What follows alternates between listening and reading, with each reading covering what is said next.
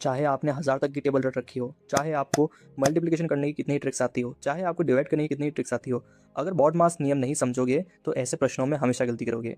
जैसे आप देख सकते हैं यहाँ पर गणित का एक प्रश्न है। इसको जब हम हल करते हैं तो कुछ बच्चे क्या करेंगे, सबसे पहले 2 और 2 इनको आपस में जोड़ देंगे और फिर पीछे वाले 2 को भाग कर देंगे 4 के साथ में। तो 4 में 2 का भाग करेंगे तो क्या आएगा, 2। और यहीं पर कुछ बच्चे क्या कर सकते हैं, वो सबसे पहले 2 का 2 में भाग कर देंगे जिसका आंसर आएगा 1, फिर वो इसमें 2 जोड़ देंगे और इस तरह से उनके पास में आ जाएगा आंसर 3। तो प्रश्न हमारे पास 1 था लेकिन इसका उत्तर हमें 2 प्राप्त हुए हैं, 2 और 3। अब इनमें से सही उत्तर क्या है? सही उत्तर वही होगा जो बॉड मास के नियम के अनुसार हल किया गया होगा। तो बॉड मास का नियम क्या है, इस वीडियो में हम यही समझने वाले हैं। बॉड मास का जो नियम है वो इस तरीके के प्रश्नों को हल करने में काफ़ी मददगार साबित होता है। आइए हम बॉड मास के नियम को समझते हैं।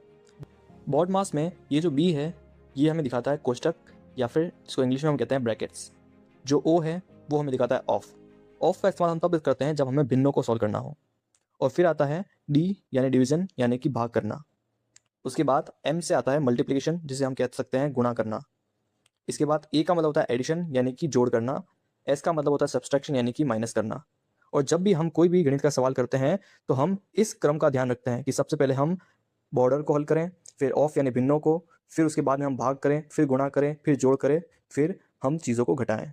तो चलिए बॉड मास के नियम का इस्तेमाल करते हुए इस सवाल को हल करते हैं। तो सबसे पहले बॉड मास के नियम के हिसाब से हमें ब्रैकेट्स को सबसे पहले हल करना है। तो इस सवाल में देखिए कि ब्रैकेट कहाँ है।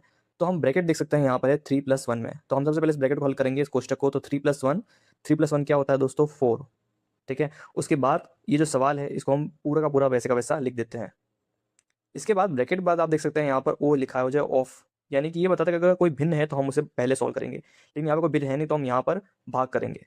तो हम भाग करेंगे और भाग करने के बाद हम गुणा भी करेंगे। तो 4 में ऐसे 2 का भाग देंगे तो 2 बचेगा। उसके बाद बॉड मास में एम आता है यानी कि हम गुणा करेंगे। तो यहाँ पर 2 गुणा 4 है तो हम 4 दूनी 8 ऐसे लिख देंगे। अब भाग और गुणा दोनों के बाद हम दोनों को जोड़ेंगे। 2 और 8 इन दोनों को जोड़ने के बाद हमारे पास 10 आता है, जो कि हमारे पास सही उत्तर प्राप्त होता है। कमेंट में बताना कि इस क्वेश्चन का आंसर क्या होगा।